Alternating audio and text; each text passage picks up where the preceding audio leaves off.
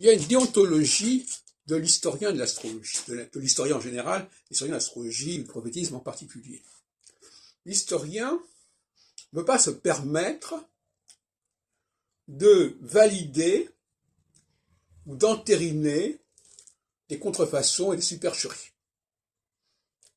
Par exemple, tous ces gens qui ont écrit récemment, enfin dans les 20 dernières années, sur Nostradamus, ont entériné des contrefaçons, des trafics politiques autour de Nostradamus, autour des centuries, et ils ont carrément dans une démarche biographique, parce qu'il y a plusieurs de ces personnes qui se sont présentées comme des biographes, mais des biographes qui ont une conception bibliographique très médiocre.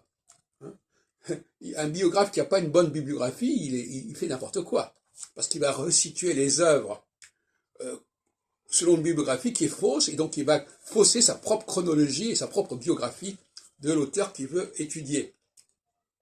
Donc, l'historien ne peut pas être complice de la corruption et des altérations qui ont été commises à différents moments.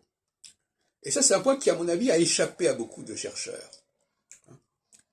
Cette nécessité, cette exigence de s'assurer que la représentation qu'on nous transmet des choses est valable et qu'elle n'a pas été corrompue, qu'elle n'a pas été altérée.